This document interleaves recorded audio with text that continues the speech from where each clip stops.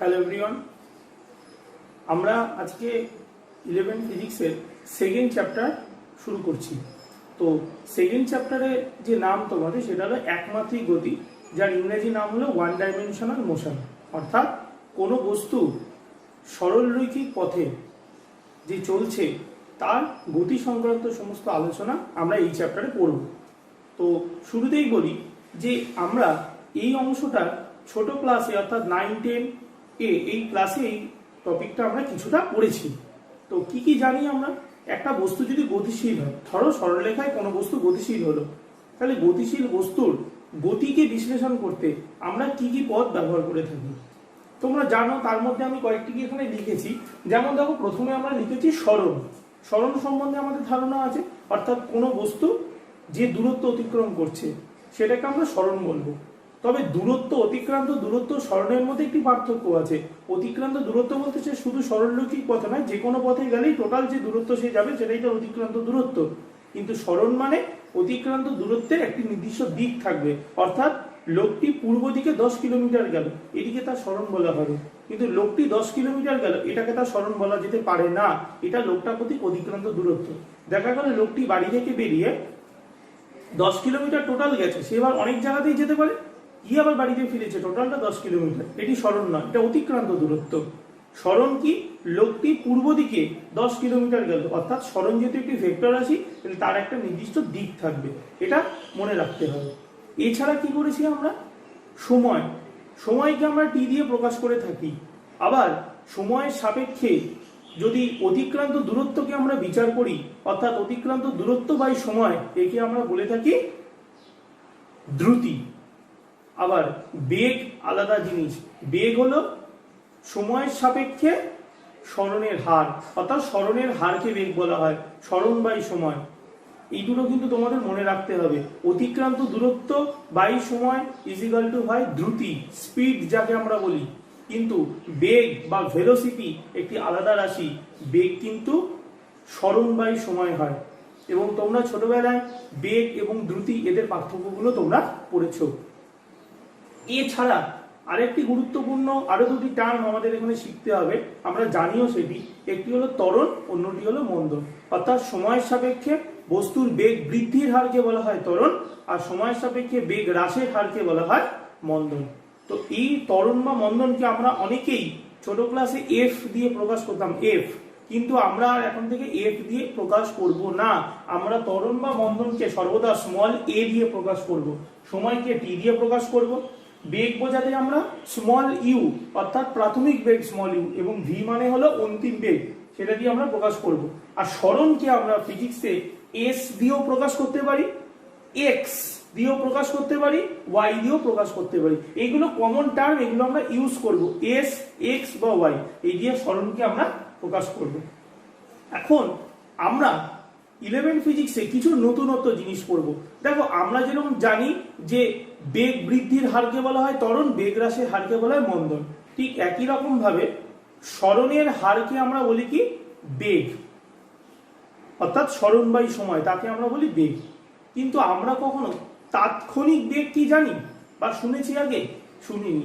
তাৎক্ষণিক বেগ এটা আমাদের একটি নতুন টপিক, যেটা আমাদের শিখতে হবে। খুব ইম্পর্টেন্ট টপিক পরীক্ষার জন্য।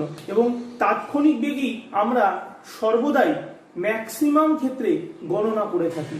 তো আমরা যে টপিকটা তোমাদেরকে বলছি সেটা হলো তাৎক্ষণিক বেগ।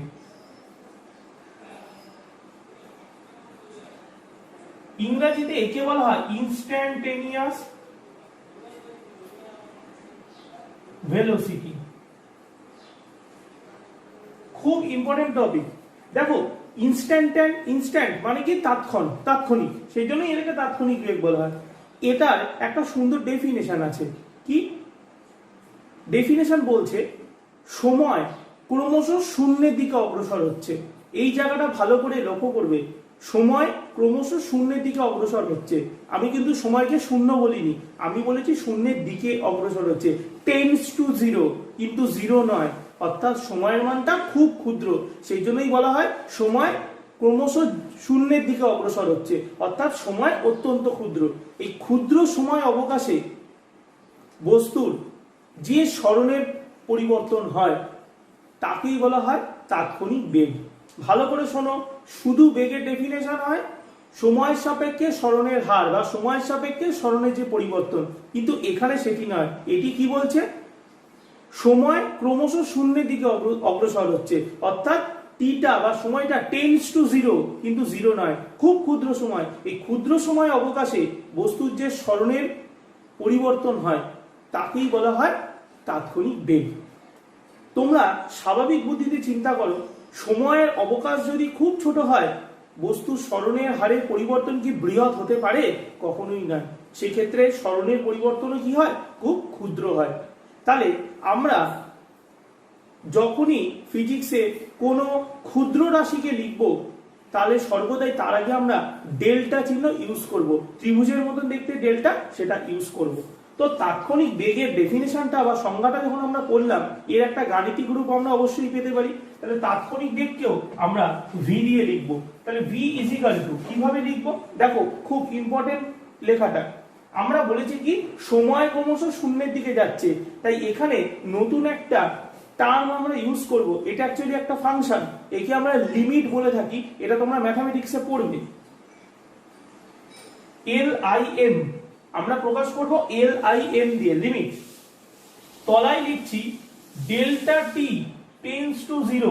ভালো করে এটা লক্ষ্য করো, delta T tends to zero, এই তীর চিহ্নটা অর্থ হলো শূন্যের দিকে অগ্রসর হচ্ছে, কিন্তু শূন্য নয়। Delta T tends to zero মানে ক্ষুদ্র সময়টা ধীরে ধীরে শূন্যের দিকে যাচ্ছে, কিন্তু কখনোই শূন্য নয়। তাহলে এই লিমিট মানে হলো সীমাস্থ মান। এই ক্ষেত্রে কার পরিবর্তন হচ্ছে? সরণ বাই সময়।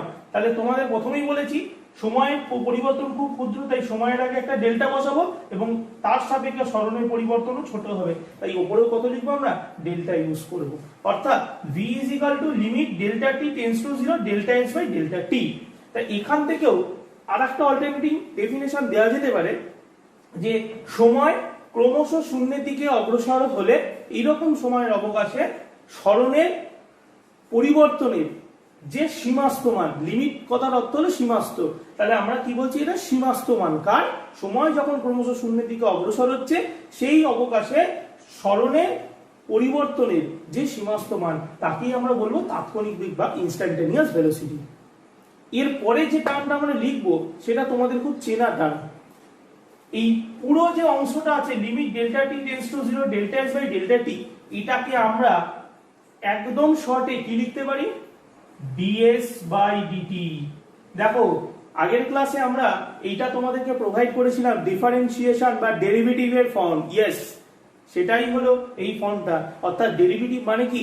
ক্ষুদ্র ক্ষুদ্র জিনিসকে প্রকাশ করি, তোমাদেরকে আগের ক্লাসে বলেছিলাম। তো এখানেও দেখো সেই জিনিসটাই আমরা লিখলাম যে ক্ষুদ্র সময় সরণ বাই ক্ষুদ্র সময়। তাহলে আমরা এই পুরো লিমিটটা না লিখে আমরা এটাকে ডিরেক্টলি লিখতে পারি কত? ds by dt। অর্থাৎ ডেল্টা এস লিমিটের এগেইনস্টে হবে ds আর ডেল্টা টিটা হবে dt। তো এই টার্মটার সাথে তোমাদের সকলেরই পরিচিতি আছে এবং তোমরা এই পার্টিকুলার ফর্মুলাটা জলের মতো মুখস্থ করে ফেলবে। কারণ বেগ, মুখে যখনই আমরা বেগ বলবো নিউমেরিক্যাল করতে গেলে, তখনই আমরা তার ফর্মুলা হিসাবে ds বাই dt কেই মনে রাখতে হবে। তাহলে বেগ মানে হয় ds বাই dt। এখন s দিয়ে আমরা সরণকে লিখেছি, তাই কেউ যদি বলে x দিয়ে সরণ তাহলে dx বাই dt করতে পারবো, কেউ যদি বলে y দিয়ে সরণ তাহলে বলবো dy বাই dt। সুতরাং বেগ মানে হলো ds by dt, dx by dt অথবা dy বাই dt। তোমরা পড়বে dx বাই dt। ওকে, তাহলে এটা আমাদের একটা ফর্মুলা হয়ে গেল, v equal to ds by dt। তো তোমাদের আরেকটা প্রশ্ন থাকতে পারে যে বেগ হলো ভেক্টর রাশি। অবশ্যই, তাহলে বেগের মাথায় ভেক্টর দেব, তাহলে সরণের ভেক্টর রাশি, সরণের মাথায় ভেক্টর হবে, এখানে হবে ds ভেক্টর বাই dt। তো এটাই হলো আমাদের কমপ্লিট ফর্ম, যেটাকে আমরা তাৎক্ষণিক বেগ বা ইনস্ট্যান্টেনিয়াস ভেলোসিটি বলবো। তো তোমরা এই ফর্মুলাটা মুখস্থ করে ফেলবে। এরপর তাৎক্ষণিক বেগ যেমন হয়, তাহলে তাৎক্ষণিক ত্বরণও তো হতে পারে। তো আমরা নেক্সট পড়বো তাৎক্ষণিক ত্বরণ।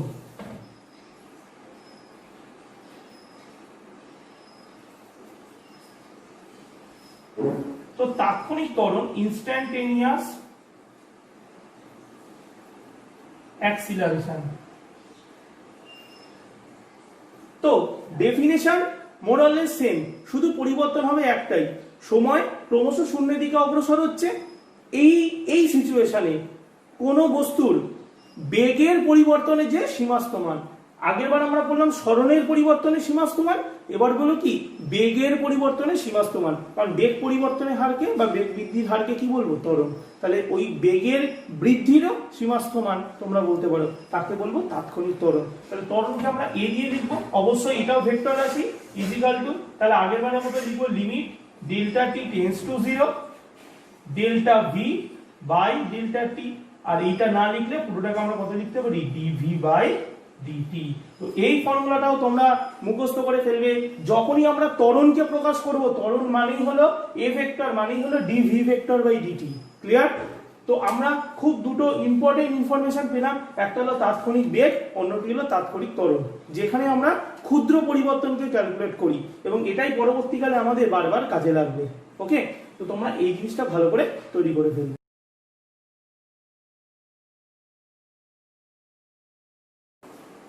আচ্ছা, এবার আমাদের ডিসকাশন হলো একমাত্রিক গতিতে ব্যবহৃত কিছু গতির সমীকরণ। খুব ইম্পর্টেন্ট কতগুলো সমীকরণ, তোমরা হয়তো আগেও পড়েছো কয়েকটা সমীকরণ, আরো কয়েকটি সমীকরণ আমরা এবার পড়ব। তো প্রথমেই যে সমীকরণের দিকে লক্ষ্য রাখবো, কোনো বস্তু যদি সমবেগে চলে, পয়েন্টটা খুব ভালো করে মনে রাখবে, বস্তু সমবেগে চলবে, ইউনিফর্ম ভেলোসিটি, অর্থাৎ সময়ের সাপেক্ষে বস্তুর সরণের হার সর্বদা সমান হবে।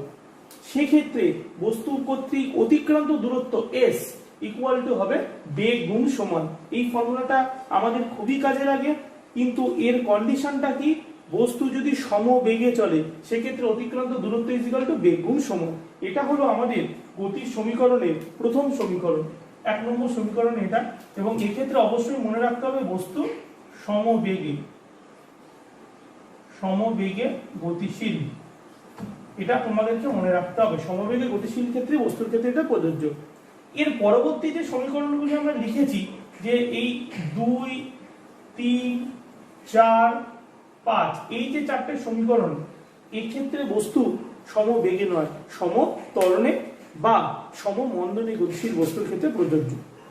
আমরা তোমাদের একটা কথা বলি, এখানে আমরা দেখো প্রত্যেকটা সমীকরণের মাঝখানে প্লাস এবং মাইনাস দুটোকে একত্রে ব্যবহার করেছি। তো তোমরা নিশ্চয়ই জানো প্লাস কথার অর্থ হলো ধনাত্মক, অর্থাৎ এ প্রত্যেকটা সমীকরণেই আছে, অর্থাৎ ধনাত্মক ত্বরণ, অর্থাৎ প্লাস চিহ্ন ইউজ হবে যখন বস্তুটা সমত্বরণে চলছে এবং মাইনাস সাইন ইউজ হবে যখন বস্তুটা সমমন্দনে চলছে। সেই জন্য আমরা একত্রিতভাবে লিখেছি। এই ক্ষেত্রে আমরা 4টে সমীকরণ পড়ব। প্রথম সমীকরণ v is equal to u plus minus at, v equal to u plus at যখন বস্তু সমত্বরণে চলবে। যদি বস্তুটা সমমন্দনে চলে তাহলে ফর্মুলা হবে v equal to u minus at। এরপর আছে অতিক্রান্ত দূরত্ব s এর formula s equal to ut plus minus half at square। Number 4 v square equal to u square plus minus 2as। 5 নম্বর ইকুয়েশনটা আমাদের খুবই ইম্পর্টেন্ট ইকুয়েশন। এই ইকুয়েশনের একটি মাহাত্ম্য আছে, এখানে লিখেছি দেখো s অতিক্রান্ত দূরত্ব, সাফিক্সে লেখা আছে t, এটাকে আমরা বোঝাই t তম সেকেন্ডে, নট t সেকেন্ডে। আমরা যেরকম কথা বলি 2 সেকেন্ড আর দ্বিতীয় সেকেন্ড, দুটো কিন্তু আলাদা। দ্বিতীয় কথার অর্থ হলো সম্পূর্ণ সেকেন্ডের 1/2 অংশ, যেটাকে আমরা বলি সম্পূর্ণ। তো এখানে আমরা এটাকে আমরা টি তম সেকেন্ড বলি, আমরা বলি না সপ্তম, আর এখানে যে 7 সেকেন্ড দুটো কিন্তু আলাদা। সপ্তম সেকেন্ড মানে হলো টোটাল সেকেন্ডের 1/7, এটাকে আমরা সপ্তম সেকেন্ডে 1/7 পোর্শনটাকে বোঝাচ্ছি, টোটাল কমপ্লিটটা 7 পোর্শনটাকে বোঝাচ্ছি। নট 7 সেকেন্ড, 7 সেকেন্ড নয়, সপ্তম সেকেন্ড। সেই তম সেকেন্ডে আমরা অর্থাৎ 1 সেকেন্ডের 1/7 অংশে কতটা বস্তুটা যেতে পারে, তার ফর্মুলা হলো sp equal to u plus minus half a 2t minus 1। তো এই কটা গতির সমীকরণ আমাদেরকে মুখস্থ করে ফেলতে হবে, কারণ এগুলো দিয়ে আমরা নিউমেরিক্যাল সলভ করতে হবে আমাদের। ওকে, এখন তোমাদের আমি যে জিনিসটা বলবো সেটা হলো গ্রাফ। এই গ্রাফ যে কটা আমার বোর্ডে আঁকা আছে, এই কটা গ্রাফের থেকে পরীক্ষায় অ্যাটলিস্ট একটা বা দুটো গ্রাফ পরীক্ষায় আসবে প্রশ্নে। তো এই কটা গ্রাফ খুব ভালো করে প্র্যাকটিস করতে হবে এবং তাদের নেচার বা প্রকৃতি কিরকম সেটাও আমাদেরকে দেখতে হবে। তো সেগুলো আমরা ডিসকাশন করব। তার আগে তোমাদেরকে আমি একটা কথা বলি, এটা একটা ম্যাথামেটিক্সের পার্ট যে গ্রাফ কিভাবে আঁকতে হয়। দেখো, আমরা সরলরেখা একটা জিনিস পাই, জ্যামিতিতে সরলরেখা। তো সরলরেখার সাধারণ সমীকরণ কি হয়? সরলরেখার সাধারণ সমীকরণ হয় y equal to mx plus c। এটা হয় সরলরেখার সমীকরণ, যেখানে এটা হলো y অক্ষ, এটা হলো x অক্ষের দিকের অংশ। n কে বলা হয় সরলরেখার নতি বা প্রবণতা, আর c কে বলা হয় ছেদিতাংশ। তো এইটার যে গ্রাফ সেটাকে দেখতে হয় এরকম, দেখো আমরা এটা দিচ্ছি, এটাই হলো সরলরেখার সাধারণ আকার, ছেদিতাংশ আকার। তো এখানে c কতটুকু অংশ তুমি দেখো, আমি যদি x টাকে এখানে 0 করে দিই, অর্থাৎ x এর জায়গায় যদি 0 বসে, তাহলে y অক্ষের যে মানটা সেটাই হবে c এর মান, অর্থাৎ x এর মান 0 করলে y তো 0 নয়, তাহলে y এর এইটুকু যে মান এটাকে আমরা বলবো কি c। তাহলে এটাই হলো c বা ছেদিতাংশের মান।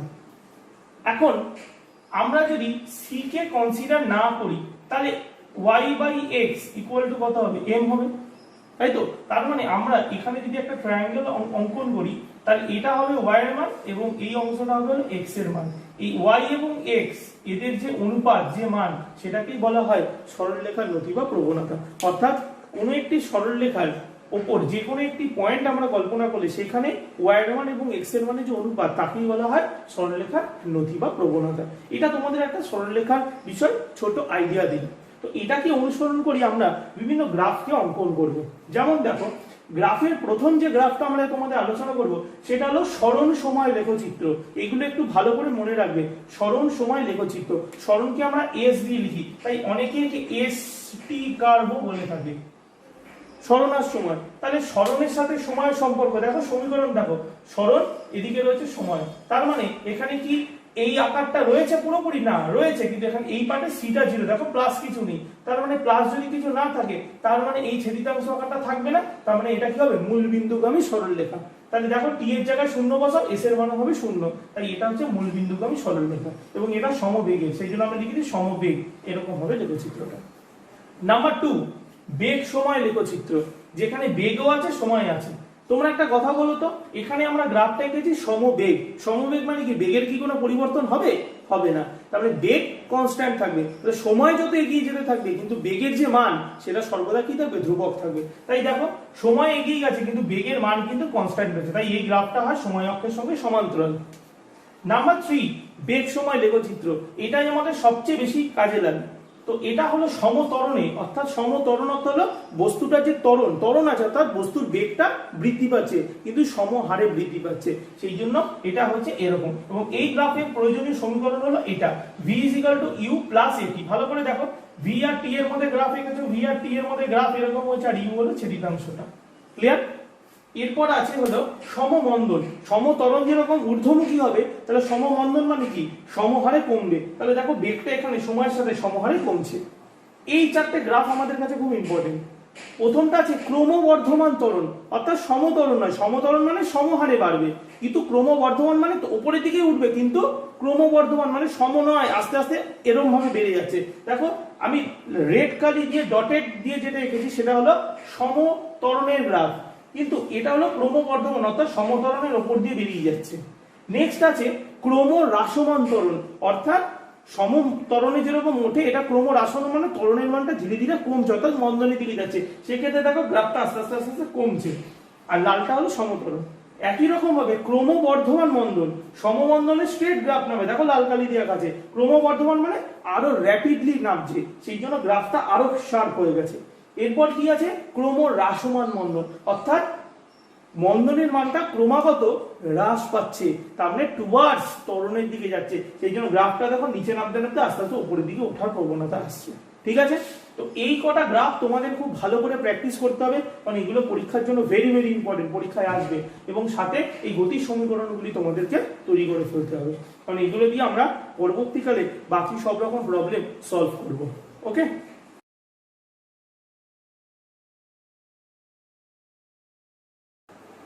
হ্যালো এভরিওয়ান, আজকে আমরা একমাত্রিক গতি থেকে খুব বিশেষ ইম্পর্টেন্ট টপিক আলোচনা করব। এই যে টপিকগুলো আমরা পড়ব, সেই টপিকের নামটা দেখো, লেখচিত্রের সাহায্যে গতির সমীকরণগুলির প্রতিষ্ঠা। তো তোমাদের আগের ভিডিওগুলোতে আমি গতির সমীকরণ কি কি সেগুলো আমি তোমাদের বলে দিয়েছিলাম। তাদের মধ্যে ছিল v = u প্লাস এটি বা মাইনাস এটি, s = ut plus minus half a t square, v square = u square plus minus 2as এবং st = u প্লাস হাফ এ 2t মাইনাস 1। তো এই সমীকরণগুলো এক এক করে আমরা প্রতিষ্ঠা করব, তবে মেথডটা একটু আলাদা। আমরা এখানে কোনো গাণিতিক পদ্ধতি ব্যবহার করব না, আমরা এখানে জ্যামিতিক পদ্ধতি ব্যবহার করব। জ্যামিতি গণিতেরই একটি অংশ, কিন্তু আমরা এখানে জিওমেট্রিকে ইউজ করে এই গতির সমীকরণগুলিকে প্রমাণ করব। প্রত্যেকটি সমীকরণ যেগুলো আমরা প্রমাণ করব প্রত্যেকটি পরীক্ষার জন্য ভেরি ভেরি ইম্পর্টেন্ট, এবং এখান থেকে প্রত্যেক বছরই পরীক্ষায় একটি করে কোশ্চেন আসে। এই প্রমাণগুলির মধ্যে একটি প্রমাণ আসবে। তো তোমরা খুব মনোযোগ দিয়ে ভিডিওটি দেখবে এবং এটাকে তৈরি করবে। তো আমরা শুরু করি। দেখো, আমরা আজকে যে সমীকরণগুলো প্রতিষ্ঠা করতে চলেছি গতির সমীকরণ, প্রত্যেকটি হলো বস্তু যখন সমত্বরণে গতিশীল থাকে তার ক্ষেত্রে গতির সমীকরণগুলো আমরা প্রতিষ্ঠা করব। তো সমত্বরণে যখন কোনো বস্তু গতিশীল থাকে তার যে কিরম লেখচিত্র হয়, এটি তোমাদের লেখচিত্র যে ভিডিওটি ছিল সেটিতে আমি প্রোভাইড করেছি। তো সেই লেখচিত্রকে, অর্থাৎ বেগ সময় লেখচিত্র, আমরা দেখো বোর্ডে অঙ্কন করেছি। এই লেখচিত্রের মধ্যে এক্স অক্ষ বরাবর হচ্ছে সময় অক্ষ এবং ওয়াই অক্ষ বরাবর আছে হলো বেগ অক্ষ। তাই আমরা এক্স অক্ষকে সময় এবং ওয়াই অক্ষকে যদি বেগ ধরি তাহলে সেক্ষেত্রে লেখচিত্রটি হয় এইরূপ। এটা তোমরা জানো। এখন আমি এখানে তোমাদের গ্রাফ সম্বন্ধে কিছু কথা আলোচনা করব। দেখো, সময় যেহেতু এক্স অক্ষে আছে, তাহলে সময় যখন শূন্য হয়, তাহলে এটা যদি ও বিন্দুতে যখন বস্তুটা ছিল তখন সময় কত ছিল? শূন্য। তাহলে শূন্য যখন সময়, সেক্ষেত্রে কি বেগের মান কি শূন্য ছিল? না, ছিল না। তার মানে সময় যখন শূন্য, সেই সময় বস্তুর যদি কোনো বেগ থাকে তাকে আমরা বলি প্রাথমিক বেগ। তাই দেখো লেখচিত্রে এই যে সময় যখন শূন্য অর্থাৎ ও বিন্দুতে যখন রয়েছে, তখন দেখো বেগ অক্ষ বরাবর এর মানটা কিন্তু শূন্য নয়, এর একটি মান রয়েছে কত? ও এ। তাহলে বেগ অক্ষ বরাবর শূন্য সময় যে মান, তাকেই আমরা বলবো বস্তুর প্রাথমিক বেগ। তো সেক্ষেত্রে আমরা ও এ কে দেখো ইউ বলে লিখেছি, এবং আমরা লিখেছি দেখো ও এ ইকুয়াল টু সিডি। এটা আমরা পরে আসছি। আমরা কি করেছি? এক্স অক্ষের সমান্তরাল করে এই এ বিন্দু থেকে একটা লাইন অঙ্কন করেছি, ডট লাইন, এবং বি বিন্দু থেকে একটি লম্ব এখানে অঙ্কন করেছি। দেখো, এই গ্রাফিক চিত্রানুযায়ী ও এ এবং সিডি এরা পরস্পর সমান, তাই আমরা লিখেছি ও এ ইকুয়াল টু সিডি, উভয় কি বস্তুর প্রাথমিক বেগ, সেটাকে আমরা ইউ দিয়ে প্রকাশ করেছি। নাম্বার 2, দেখো এরপর সময় যত অগ্রসর হচ্ছে বস্তুর বেগ ধীরে ধীরে বৃদ্ধি পেয়েছে, অর্থাৎ ত্বরণ হচ্ছে, এবং বেগ বৃদ্ধির যে হার বা ত্বরণ সেটি সব ক্ষেত্রেই সমান, তাই আমরা একে সমত্বরণ বলছি। তো আমরা এখানে ধরে নিয়েছি বস্তু তার যাত্রা শুরু করার টি সময় পর তার অবস্থান কোথায়? বস্তু ও বিন্দু থেকে টি ইকুয়াল টু 0 সময় যাত্রা শুরু করেছে, টি সময় পর বস্তুর অবস্থান কোথায়? বি বিন্দুতে। অর্থাৎ বর্তমান পরিস্থিতিতে বস্তুর অন্তিম অবস্থান হলো বি বিন্দুতে। তাই বি বিন্দুতে থাকাকালীন অবস্থায় বস্তুর যে বেগ হবে সেটি কি হবে? তার অন্তিম বেগ। তাহলে বি বিন্দু থেকে যদি আমরা লম্বটা নিই, অর্থাৎ এই এক্স অক্ষের উপর যদি লম্বটা নিই, তাহলে যে বিডি যে অংশটা পাচ্ছি বিডি, এই বিডিটাই কি হচ্ছে? বেগ অক্ষের সমান্তরাল। তাহলে এই বিডি কি দেবে? বস্তুর অন্তিম বেগ। তাই আমরা লিখেছি দেখো বিডি সমান সমান টি সময় বস্তুর অন্তিম বেগ ইকুয়াল টু ভি। এবং এক্স অক্ষ বরাবর যেহেতু সময় অক্ষ, তাহলে এই অন্তিম বিন্দু অর্থাৎ বিতে পৌঁছাতে তার সময় কত লেগেছে? টি সময়। তাই লেখচিত্র অনুযায়ী ওডি সমান সমান হচ্ছে টি।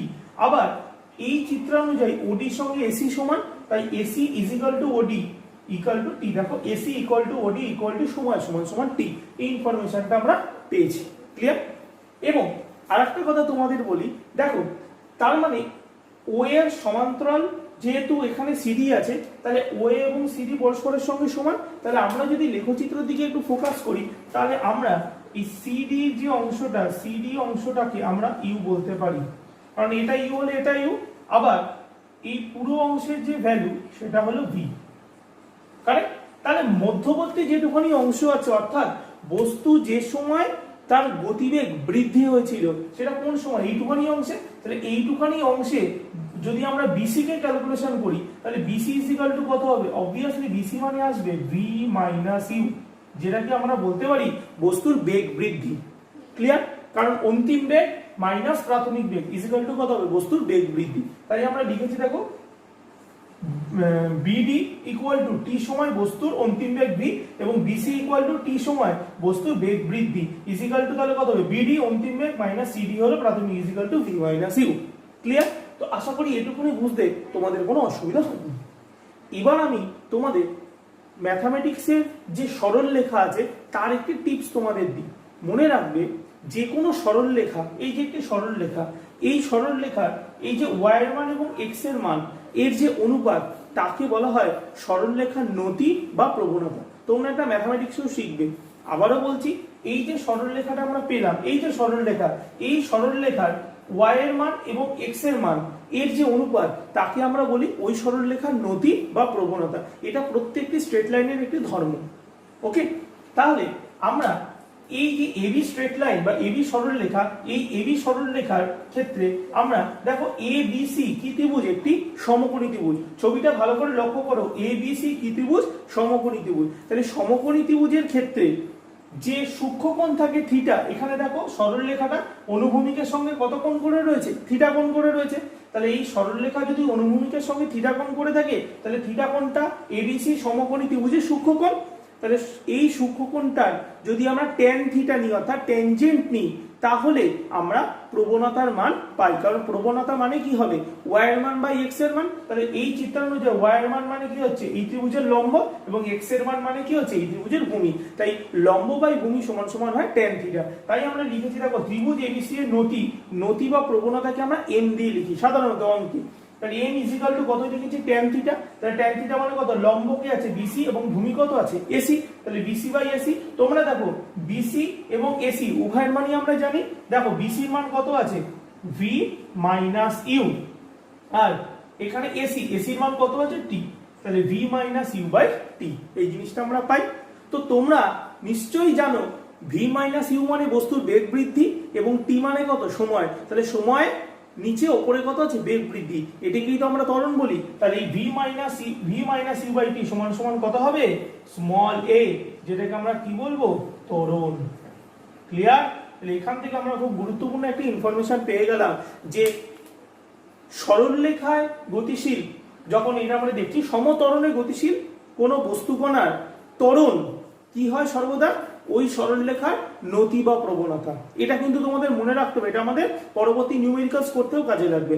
আবারও বলছি, এই প্রোগ্রামে যে সরলরেখা পেলাম, এই সরলরেখার যে নতি বা প্রবণতা সেটাই কি হয় তার ত্বরণের সঙ্গে, বস্তুকণার ত্বরণের সঙ্গে সমান হয়। এখন অনেক সময় একটি শর্ট কোশ্চেন এমসিকিউতে আসে, কোন সমতরণে গতিশীল বস্তুকণার যে নতি তা কি নির্দেশ করে। কোশ্চেনটা একটু ভালো করে শুনবে, এটা এমসিকিউতে এসেছে কোনো সরলরেখা, কোনো সরলরৈখিক পথে গতিশীল কোনো বস্তুকণার যে নতি বা প্রবণতা কি নির্দেশ করে। এক্ষেত্রে তোমাদের উত্তর দেবে তাৎক্ষণিক ত্বরণ। উত্তর হবে তাৎক্ষণিক ত্বরণ। আমরা এখানে যেটা পেলাম সেটা ত্বরণই, কিন্তু আমরা এর পরবর্তীকালে দেখবো যখন আমরা ক্যালকুলেশন করব, তোমাদের তাৎক্ষণিক ত্বরণ পড়িয়েছিলাম, ওটা প্র্যাকটিক্যাল কেসে আমরা ক্যালকুলেশন করি, মানে বাস্তব কেসে। তো সেই জন্য আমরা উত্তরটা লিখবো তাৎক্ষণিক ত্বরণ, এটা যেন মনে থাকবে। ত্বরণ আর তাৎক্ষণিক ত্বরণ, ত্বরণই হচ্ছে বাট ইনস্ট্যান্ট ক্যালকুলেশন করছি, মানে এর পরবর্তীকালে আমরা ধাপে ধাপে শিখবো কেন তাৎক্ষণিক ত্বরণ নেওয়া হচ্ছে। তবে তোমরা মনে রাখবে উত্তরটি হবে তাৎক্ষণিক ত্বরণ।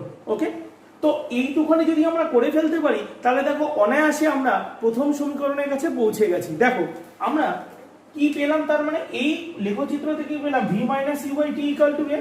তার মানে V minus U by T equal to কত পেলাম এ। তাহলে টিটা দিয়ে যদি আমরা ক্রস গুণ করি তাহলে কত হবে বলো তো, v minus u equal to কত হবে এ টি। এবার ইউটাকে যদি আমি ডান দিকে পাঠিয়ে দিই তাহলে কত হবে V equal to you plus A T. দেখো তো এটি আমাদের প্রথম গতির সমীকরণ ছিল, V equal to you plus A T. তো প্রথম গতির সমীকরণটি আমরা প্রমাণ করে ফেললাম। ওকে,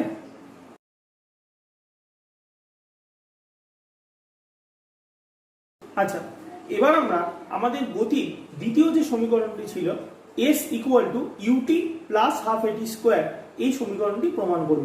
তার মানে আমাদের প্রমাণ করতে হবে এই সমীকরণটি। তো প্রথমে একটা কথা বলি, এস মানে কি? এস মানে হলো বস্তুকণার সরণ। তো তোমাদের এখানে একটা ইম্পর্টেন্ট ইনফরমেশন আমি দিই, তোমরা যে গ্রাফটা দেখতে পাচ্ছ সমতরণে গতিশীল বস্তুর যে গ্রাফ, এই গ্রাফে যে সরলরেখাটা এবি তাকে আমরা একটা বদ্ধ ক্ষেত্রের মধ্যে আবদ্ধ করেছি, ও এ বি সি ডি ও, এটা একটা বদ্ধ ক্ষেত্র। সর্বদা মনে রাখবে যে কোনো বস্তুকণার কর্তৃক অতিক্রান্ত দূরত্ব বা সরণ সর্বদা কি হবে, যে লেখচিত্রটা আমরা অঙ্কন করেছি এই লেখচিত্রের অন্তর্গত যে ক্ষেত্রফল সেটি হবে এই বস্তুকণার সরণের মান। ক্লিয়ার? অর্থাৎ এক্ষেত্রে যে বস্তুকণাটি এ থেকে বিতে পৌঁছেছে টি সময়, সে যে অংশটাকে অতিক্রম করেছে তার ক্ষেত্রফল, অর্থাৎ এ বি কে ঘিরে আমরা একটা ক্ষেত্র, বদ্ধ ক্ষেত্র কল্পনা করেছি। দেখেছো?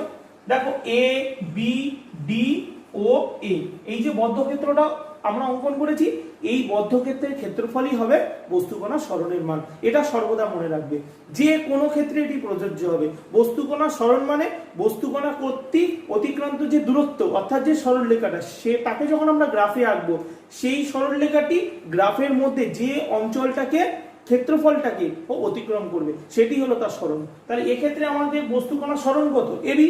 তাহলে এবি অন্তর্গত যে ক্ষেত্রফল, তাহলে এবি গ্রাফের কোন অংশটা, এই পুরো অংশটাকে ও আবদ্ধ করেছে, অর্থাৎ এ বি ডি ও এ, এই বদ্ধ ক্ষেত্রের ক্ষেত্রফলই হবে বস্তুকণার সরণ। তাই তো? তাহলে আমরা এখানে প্রমাণে আমরা অনায়াসে এটা লিখতে পারি যে এস সমান সমান ও এ বি ডি ও অংশের ক্ষেত্রফল। খুব ভালো করে দেখো তো, ও এ বি ডি ও এটি কি? একটি ট্রাপিজিয়াম। ভালো করে লক্ষ্য করো, ও এ বি ডি একটি ট্রাপিজিয়াম, কারণ ট্রাপিজিয়ামে দুটি সমান্তরাল বাহু থাকে।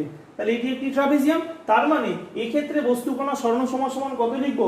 ও এ বি ডি ও ট্রাপিজিয়ামের ক্ষেত্রফল। তার মানে আমরা এখানে কত লিখবো? ও এ বি ডি ট্রাপিজিয়ামের ক্ষেত্রফল। ক্লিয়ার? এটা তোমাদের মনে রাখতে হবে। তো তোমরা নিশ্চয়ই সবাই ট্রাপিজিয়ামের ক্ষেত্রফলের ফর্মুলা জানো। কি হয়? হাফ গুণ সমান্তরাল বাহুদ্বয়ের যোগফল গুণ উহাদের মধ্যবর্তী দূরত্ব। তবে তোমাদের এই প্রবলেমের ক্ষেত্রে একটি ট্রিক বলে দিচ্ছি, এই ফর্মুলাটি ইউজ করলে হবে না প্রমাণ, তোমরা করে দেখতে পারো বাড়িতে।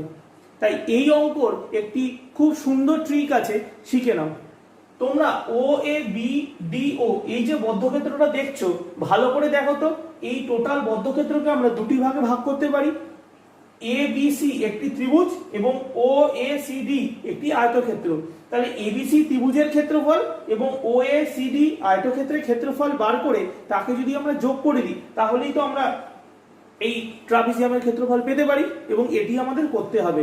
এটি মনে রাখবে, কারণ এখানে দেখবে, মনে রাখবে যে সমীকরণে s = ut + half a t square, অর্থাৎ দুটো পার্ট রয়েছে, এই অঙ্কটার ক্ষেত্রে এই ফর্মুলাটাই লাগাতে হবে। তাহলে এই ট্রাপিজিয়ামের ক্ষেত্রফলকে আমরা ভাঙতে পারি কি? Area of triangle ABC plus area of rectangle OACD। তো দেখো, or is equal to, তাহলে এবিসি ত্রিভুজের ক্ষেত্রফল কত হয়? হাফ গুণ ভূমি গুণ উচ্চতা। তাহলে হাফ গুণ ভূমি কত আছে? AC গুণ উচ্চতা কত আছে? BC প্লাস আয়তক্ষেত্রের ক্ষেত্রফল দৈর্ঘ্য গুণ প্রস্থ। তাহলে দৈর্ঘ্য মানে কত আছে? OA গুণ প্রস্থ কত আছে? OD। তো দেখো, এই অবধি আমরা পেয়ে গেলাম। এবার আমরা ধীরে ধীরে মান বসাবো। তাহলে এই অংশটা যখন আমরা করছি, দেখো এবার আমরা কি করছি, এই যে এসি আর বিসি আছে, দেখো তোমরা ভালো করে লক্ষ্য করো, ওএ এবং ওডি দুজনের মানই জানা। ওএ মানে কত আছে? ওএ মানে হলো ইউ এবং ওডি মানে হলো টি। তাহলে ইউটি অর্থাৎ এই অংশটি আমাদের চলে এসেছে। এর পরের অংশ কত আছে? Half AC into BC. দেখো এসির মান কত আছে? এসির মান হলো টি আর বিসির মান হলো ভি মাইনাস ইউ।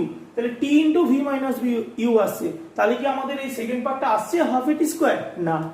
তার মানে আমাকে ভি মাইনাস ইউ ইন্টু টি আসছে। তাহলে আমাকে যদি দেখো ভি মাইনাস ইউ এর তলায় যদি টি থাকতো, তাহলে আমরা ওটাকে এ লিখতে পারতাম এবং আর একটা টি স্কোয়ার লাগতো, অর্থাৎ একটা টি এর কম বেশি আছে। তাহলে টি মানে কি? সময়। তাহলে আমরা এই এসি দিয়ে যদি ব্যালেন্স করি কি হয় দেখো তো।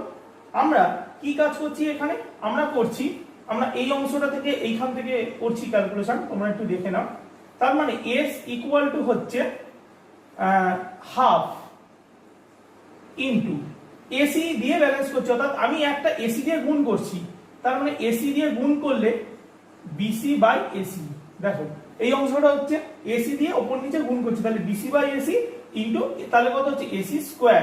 তাই হবে, একটা এসি দিয়ে ওপরে গুণ করলাম AC square, BC by AC হলো প্লাস কত আছে ও এ ইন্টু ওডি, তাহলে ও এ ইন্টু ওডি মানে কত আছে, তাহলে আমরা ও এ ইন্টু ওডি এটা লিখে রাখলাম। এবার আমরা ফাইনাল স্টেপ বসাবো। সুতরাং এস ইকুয়াল টু, দেখো ও এ ইন্টু ওডি, ও এ মানে কত আছে ইউ, ওডি মানে কত আছে টি, ইউটি হয়ে গেল প্লাস হাফ, দেখো BC by AC, BC by AC মানে কি ত্বরণ এ, তাহলে এ লিখলাম এবং এসি মানে সময় টি তার স্কয়ার হাফ এটি স্কয়ার। তাহলে আমরা এই সমীকরণটিকে অনায়াসেই প্রমাণ করে ফেললাম s equal to u t plus half a t square. Clear?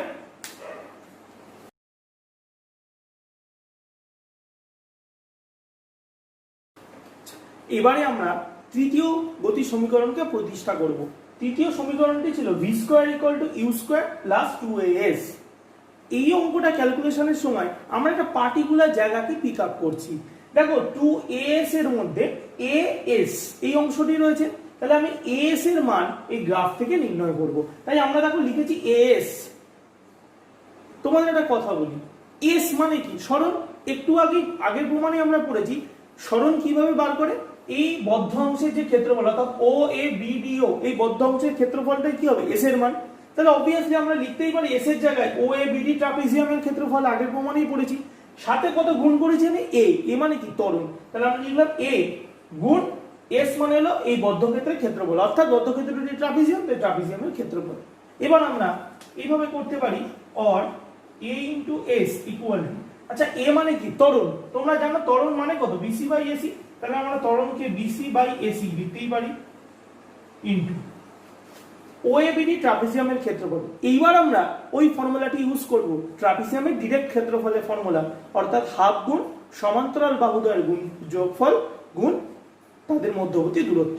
তাহলে ফর্মুলা কত হবে হাফ গুণ সমান্তরাল বাহু কি কি আছে ওএ আর বিডি, তাহলে আমরা লিখব ওএ প্লাস বিডি ইনটু এই দুটো বাহুর মধ্যবর্তী দূরত্ব কত আছে ওডি, তাহলে আমরা এখানে ওডি লিখতেই পারি। ক্লিয়ার? নেক্সট লাইন,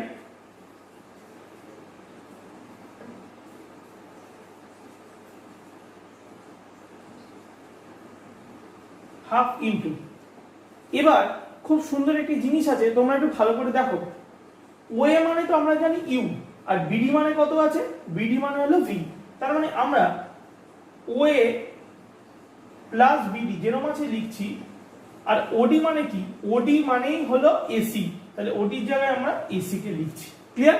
তাহলে আমরা যেই লিখলাম তাহলে এসি এবং এসি এখানে ক্যান্সেল হয়ে গেল। নেক্সট আমরা কন্টিনিউয়েশনটা এখানে আবার করছি।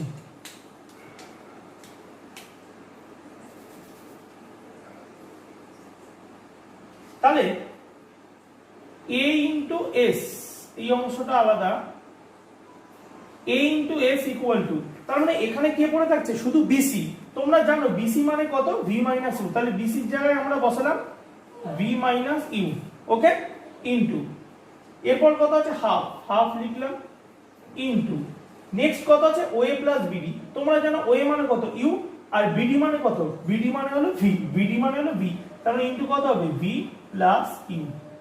এটা আমরা দেখলাম। তো তোমরা একটা মজার জিনিস দেখো, a plus b into a minus b এখানে হয়ে রয়েছে, তার মানে এটা কত হয় a square minus b square, তাহলে is equal to or a into s equal to half থাকলো, আর এখানে হবে V square minus you square, দুইটা এদিকে আমরা ক্রস গুণ করে দিলে কত থাকবে 2as equal to V square minus you square. Final step U স্কোয়ারকে ডান দিকে পাঠাও, পাঠালে সাজিয়ে লিখলে হবে V square equal to you square plus 2as। তো এটাই হলো আমাদের তৃতীয় গতি সমীকরণ এবং এটি খুব সহজেই আমরা প্রমাণ করে ফেলব। তোমরা প্রত্যেকে মনে রাখবে, আমরা যখনই কোনো গতি সমীকরণকে প্রতিষ্ঠা করব, তোমরা যখন খাতায় করবে এই গ্রাফটি প্রতিটা ক্ষেত্রেই আমাদের রাখতে হবে এবং এটি ম্যান্ডেটরি। ওকে, তো এটা আমরা খুব সহজে গতির তৃতীয় সমীকরণটি প্রতিষ্ঠা করে ফেলব। আশা করি তোমাদের কোনো প্রবলেম হবে না।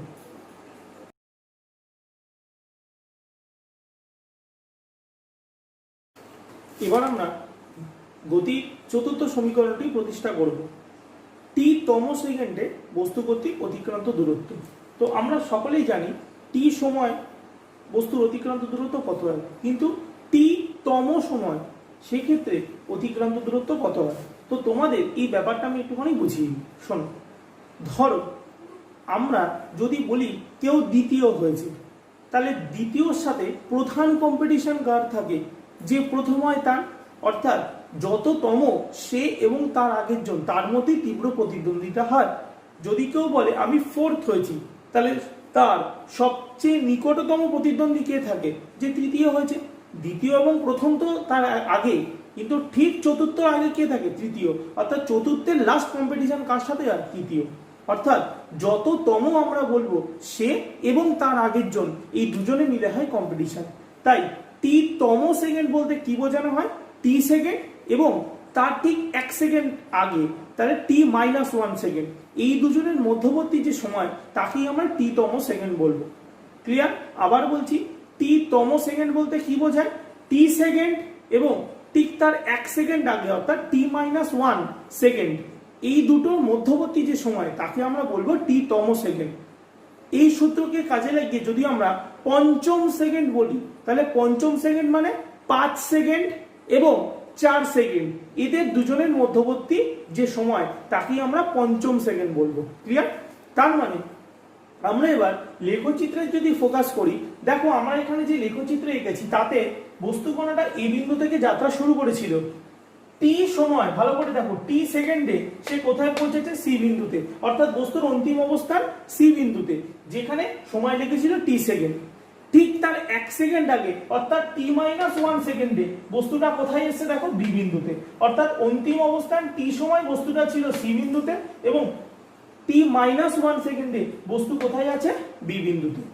অর্থাৎ বস্তুর অন্তিম বেগ যদি আমরা ভি ধরি, তাহলে সি বিন্দুতে থাকাকালীন অবস্থায় বস্তুর বেগ ছিল ভি এবং বি বিন্দু হলো তার 1 সেকেন্ড আগে, তাহলে এই ক্ষেত্রে বি বিন্দুতে বস্তুর বেগ তো ভি হতে পারে না, ধরি সেটি হলো ভি ড্যাশ।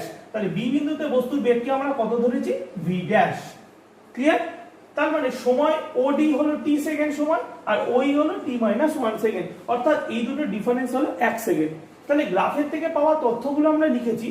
ও এ সর্বদাই একই থাকবে, বস্তুর প্রাথমিক বেগ ইউ। সিডি হলো, সরি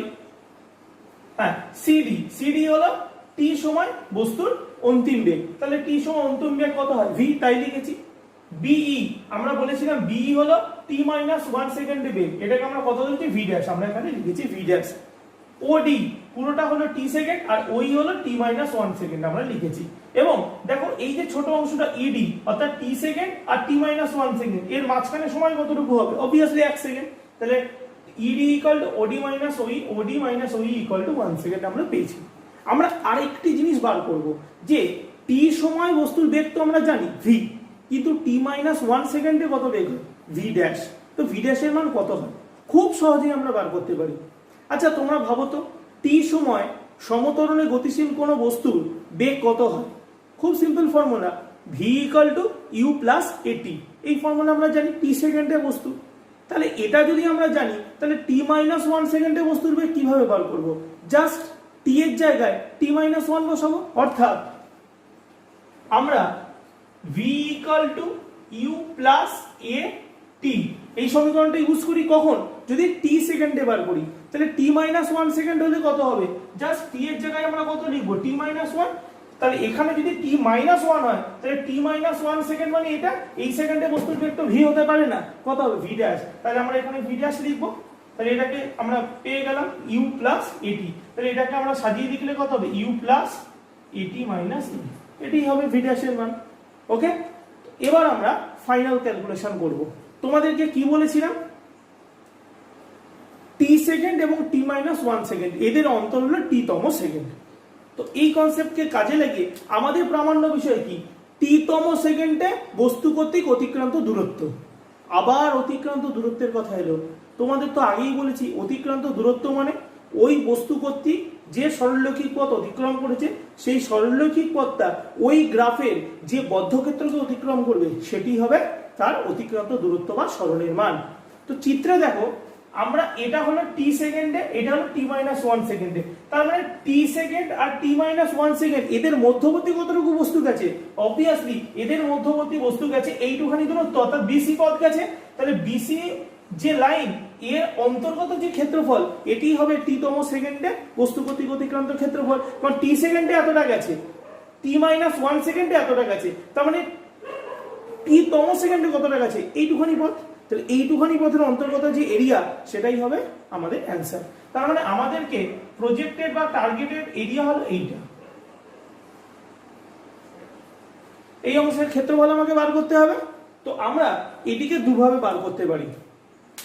কিছু লোক করে, আমরা তো টি সেকেন্ডের ফর্মুলা জানি, ও এ সি ডি এই ট্রাপিজিয়ামের ক্ষেত্রফল, এবং ও এ বি ই এই আর একটি ট্রাপিজিয়াম। ভালো করে দেখো, ও A B D O A B E একটি ট্রাপিজিয়াম, আবার ও এ সি ডি আর একটি ট্রাপিজিয়াম। তাহলে ও এ সি ডি ট্রাপিজিয়ামের ক্ষেত্রফলের থেকে ও এ বি ই ট্রাপিজিয়ামের ক্ষেত্রফল যদি আমরা বাদ দিয়ে দিই, তাহলেই আমরা এই অংশের ক্ষেত্রফল পেয়ে যাব।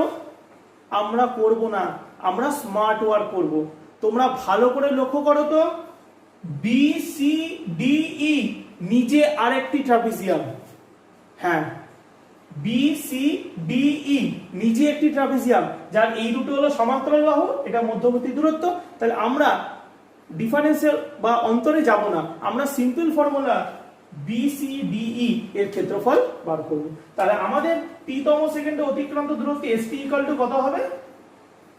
বি সি ডি ই ট্রাপিজিয়ামের ক্ষেত্রফল।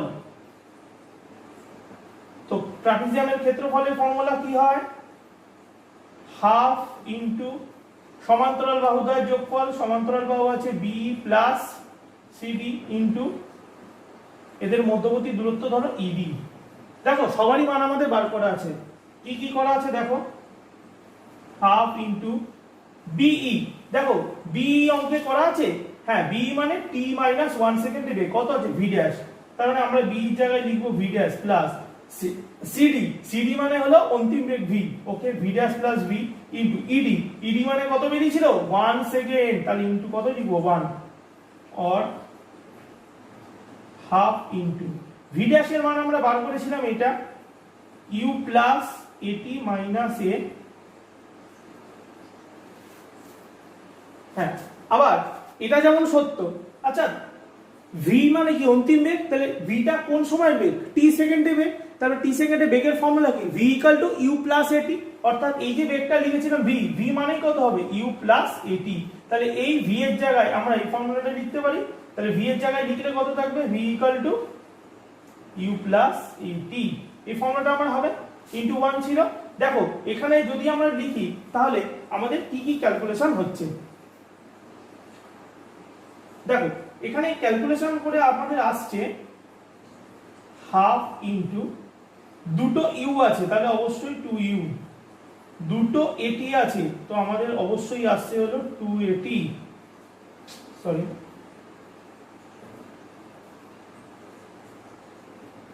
এবং একটা মাইনাস এ আছে, এটি আসছে। এই হাফ দিয়ে যখন আমরা গুণ করব, গুণ করলে কত থাকবে? হাফ ইন্টু 2 মানে শুধু ইউ হবে, এটা থেকে শুধু এটি হবে, মাইনাস হবে a/2। ওকে, তো ফাইনাল স্টেপ আমাদের এখান থেকে যদি আমরা করি, তাহলে ফাইনাল স্টেপ যখন আমরা করব তাহলে আমরা কত করছি দেখো, আমরা এটাকে মুছে দিচ্ছি। দেখো আমরা এই অংশটা ফাইনাল স্টেপ এখানে করছি। দেখো শুধু ইউ আছে, ইউ প্লাস, আচ্ছা এটি এবং a/2 এর থেকে কি কমন যায়? এ কমন যায়। তাহলে যদি আমরা এ কে কমন নিই তাহলে ভেতরে কত করে থাকবে? টি মাইনাস হাফ। কিন্তু আমরা যদি a/2 কে যদি কমন নিতাম, অর্থাৎ হাফ এই দুটো থেকে যদি হাফ অফ একে কমন নিই, তাহলে দেখো ভেতরে আসছে 2t - 1, অবভিয়াসলি আসবে। তুমি এটিকে গুণ করে দেখো, 2 কাটলো এটি মাইনাস a/2, এটি মাইনাস a/2 এটিকে কমন। সুতরাং আমাদের চতুর্থ যে গতির সমীকরণ ছিল টি তম সেকেন্ডে অতিক্রান্ত দূরত্বের formula st = u + half a 2t - 1 আমরা প্রমাণ করে ফেললাম। তো এটাকেও খুব ভালো করে তোমরা প্র্যাকটিস করবে। ওকে,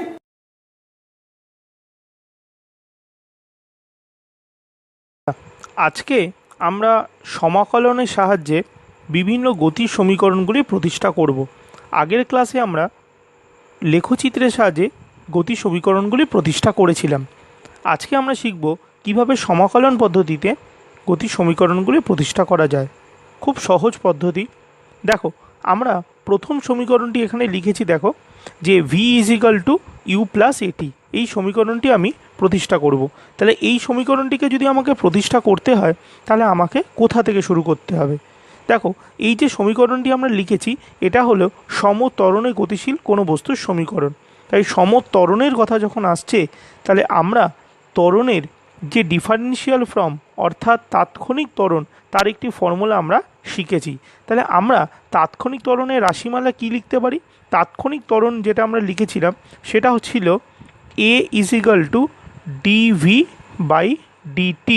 এই সমীকরণটা আমরা লিখেছিলাম a = dv/dt। ওকে, এখন যেখানে v হলো ক্ষুদ্র পরিবর্তন বেগে, t হলো সময়ের ক্ষুদ্র পরিবর্তন। এখন আমি কিভাবে এগোলে এই সমীকরণটি প্রতিষ্ঠা করতে পারবো? দেখো আমরা এখন এই ডিটি সময়টাকে যদি এদিকে গুণ করে সাজিয়ে লিখি তাহলে কত হবে? dv হবে হলো a ইন্টু ডিটি। ওকে, এবার আমরা কি করব? ইন্টিগ্রেশন পদ্ধতি বা সমাকলন পদ্ধতি ব্যবহার করব। তাহলে এবার আমরা করব কি, উভয় পক্ষে আমরা সমাকলন করব। তাহলে আমরা লিখছি এখানে উভয় পক্ষে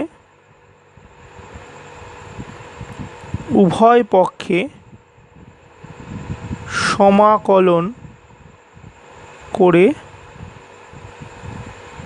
পাই। আমরা উভয় পক্ষে সমাকলন করে পাই। কিভাবে করব?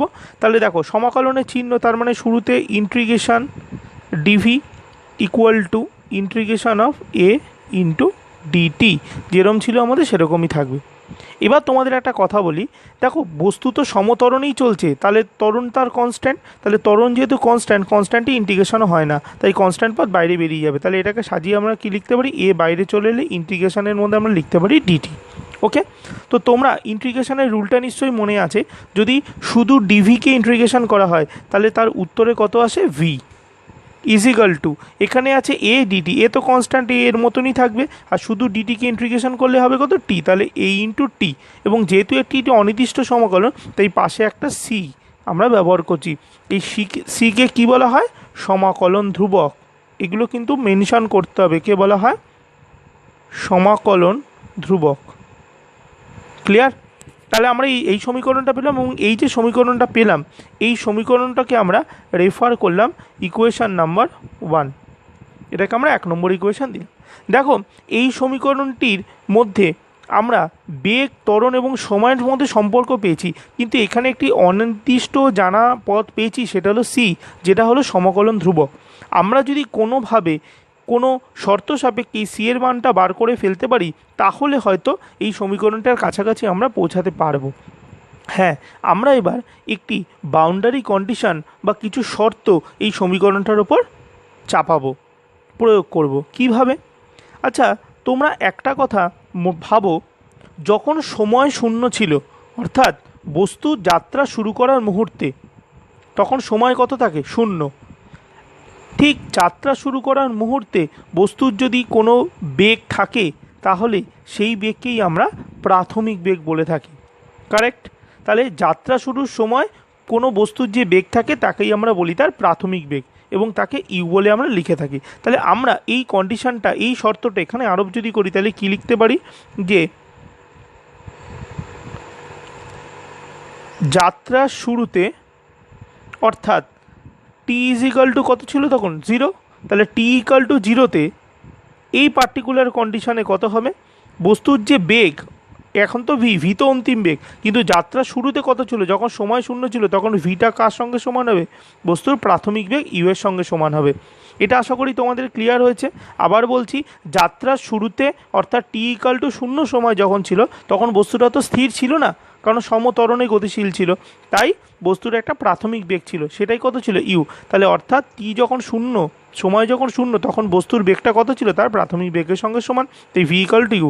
এই শর্তটা, এই পার্টিকুলার কন্ডিশনটা আমরা যদি 1 নম্বর সমীকরণে প্রয়োগ করি তাহলে আমাদের কি রেজাল্ট আসবে? তাহলে আমাদের রেজাল্ট আসবে, দেখো, তাহলে ভি এর জায়গায় আমরা কত বসাবো? ইউ বসাবো, = এ ইন্টু টি এর জায়গায় 0 বসাবো, প্লাস কত হবে? সি। অর্থাৎ এটাকে যদি আমরা সলভ করি তাহলে আসবে সি = ইউ। এটা কিন্তু আমাদের বড় একটা প্রাপ্তি হলো, অর্থাৎ ধ্রুবক পদের যে মান সমীকরণে সেটাই বস্তুর প্রাথমিক বেগের সমান। তাহলে এবার 1 নম্বর সমীকরণে যদি আমরা ফ্রম 1 যদি আমরা ভ্যালু বসাই তাহলে আমাদের দেখো চলে আসলো ভি = ইউ প্লাস এটি। এটাই আমাদের গতির প্রথম সমীকরণ ছিল, এবং যেটা আমরা খুব সহজেই অনায়াসে প্রমাণ করে ফেললাম। ক্লিয়ার? আশা করি তোমাদের বুঝতে এটা কোনো অসুবিধা হয়নি। এবার আমরা গতির দ্বিতীয় সমীকরণটি প্রতিষ্ঠা করব। দ্বিতীয় সমীকরণটি আমাদের ছিল s equal to u t plus half a t square. এটা আমরা কিভাবে প্রতিষ্ঠা করব? খুব গুরুত্বপূর্ণ একটি সমীকরণ। তাহলে এই সমীকরণটি প্রতিষ্ঠা করতে হলে আমরা আমাদের প্রথম যে সমীকরণ তার একটু সাহায্য নেব। দেখো আমাদের প্রথম সমীকরণ কি ছিল? প্রথম সমীকরণ ছিল v equal to you plus a t. এই সমীকরণটা আমরা অলরেডি প্রুফ করেছি। আচ্ছা, এখন এই সমীকরণে যে বেগ ব্যবহার করা হয়েছে, তোমাদেরকে আমরা তাৎক্ষণিক বেগের কনসেপ্টটা বলেছিলাম।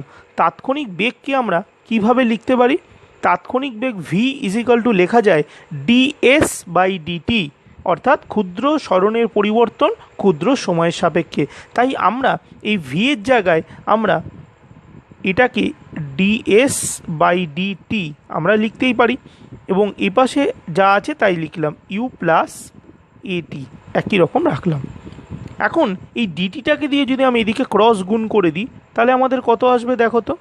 ডিএস ইকুয়াল টু আসবে u into d t plus a into t into d t, এটাই আমাদের আসবে। এখন আমি এবার কি করছি? উভয় পক্ষে সমাকলন করছি। তাহলে আমরা লিখছি যে উভয় পক্ষে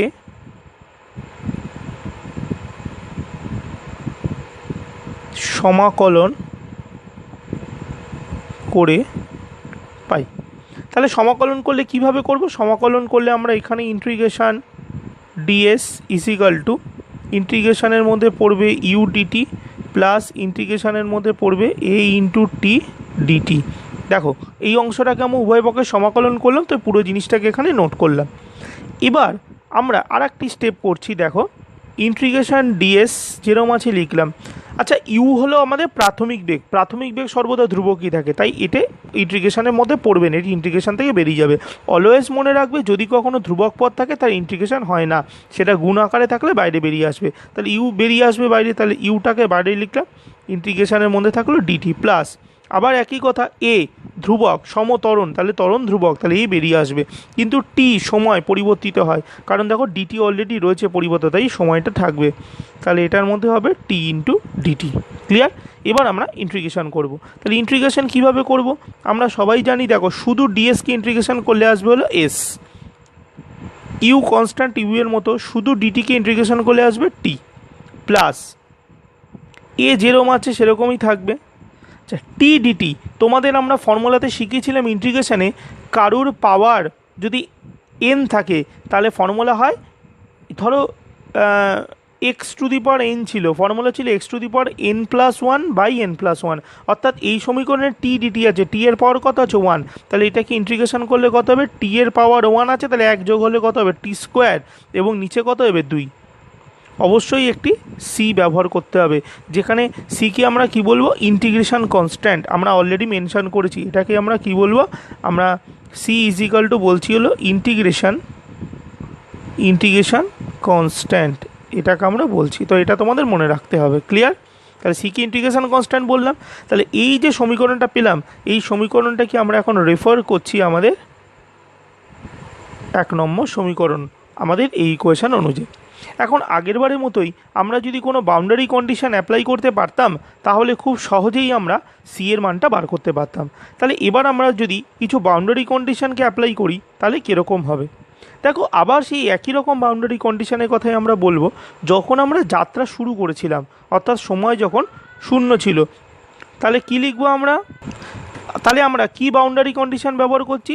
যে যাত্রার শুরুতে, আগের বারের মতোই লিখছি কি, যে যাত্রার শুরুতে যেটা বলছিলাম, যে যাত্রার শুরুতে অর্থাৎ সময় যখন শূন্য থাকে তখন কি বস্তু এগোতে পারে না? বস্তু সর্বদা কী থাকবে? তখন স্থির থাকবে, অর্থাৎ তার স্মরণ কত হবে? শূন্য।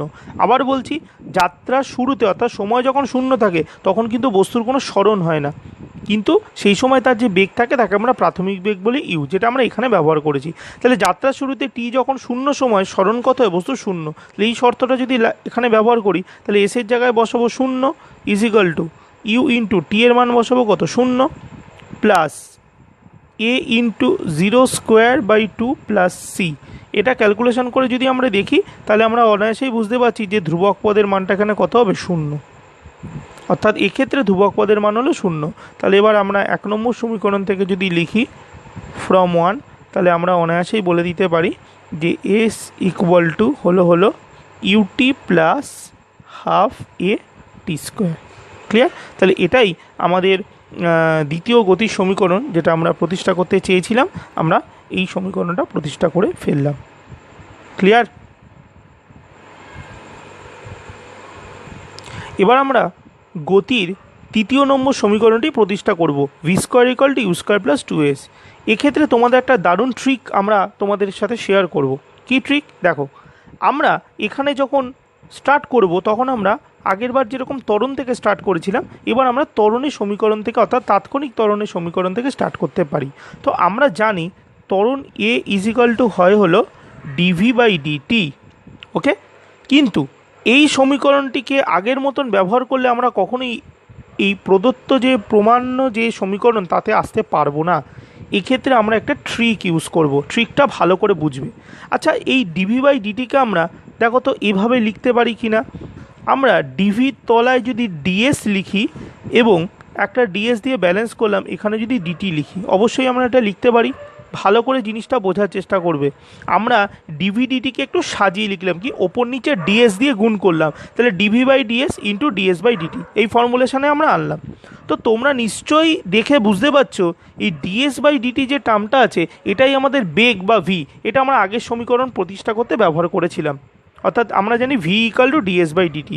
তার মানে এর পরবর্তী লাইনে আমরা তাহলে এটাকে যদি সাজিয়ে লিখি, তাহলে এ ইজ ইকাল টু হবে, এই ভ্যালুটা হলো ভি, এবং এর সাথে হচ্ছিল ডিভি বাই ডিএস, এই লাইনটা আমরা প্রতিষ্ঠা করতে পারি। ওকে, এবার আমরা কি করব, এই ডিএসটা দিয়ে দিকে ক্রস গুণ করলাম, করলে কত হবে? এই পাশে থাকবে হলো v into dv is equal to কত থাকবে? A into ds. এটা আমরা পেলাম। এখন আমি উভয় পক্ষে কি করছি? সমাকলন করব। তাহলে আমরা লিখছি উভয় পক্ষে সমাকলন করে পাই। তাহলে আমরা দিচ্ছি integration v into dv equal to integration a into ds. এই জায়গাটা আমরা করলাম। দেখো, মজার জিনিসটা কি, আমরা আগেও বলেছিলাম এ তো ধ্রুবক, তাই একে আমরা বাইরে বার করে নিতেই পারি, তাহলে এ ইন্টু ডিএস। এবার দেখো, আগের বারের মতনই ভি ডিভি আছে, অর্থাৎ ভি এর পাওয়ার আছে 1, তাহলে 1 থাকলে কত হবে? হাফ ভি স্কোয়ার ইন্টিগ্রেশন করলে, এটা আমাদের ফর্মুলা। তাহলে ভি টু দি পাওয়ার 1 আছে, তার মানে এটা হবে হলো v square divide by 2 equal to, এখানে আছে এ তো কনস্ট্যান্ট, আর শুধু ডিএসকে ইন্টিগ্রেশন করলে আসবে হলো এস, তাহলে এ ইন্টু এস প্লাস বসবে সি। এই সিকে আমরা কি বলছি? C equal to integration constant, এটা আমরা মেনশন করে দিলাম। ওকে, তাহলে এইবার যে সমীকরণটা আমরা পেলাম, এই সমীকরণটাই তাহলে আমাদের কত হলো? 1 নম্বর সমীকরণ। আবার যদি আমরা কোনো বাউন্ডারি কন্ডিশন এখানে ব্যবহার করতে পারি, যে বাউন্ডারি কন্ডিশনটা ব্যবহার করলে আমরা সি এর ভ্যালুটা বার করতে পারি, তাহলে আবার আমরা পূর্বের বাউন্ডারি কন্ডিশনই ব্যবহার করছি কি না, যে যাত্রার শুরুতে, তাহলে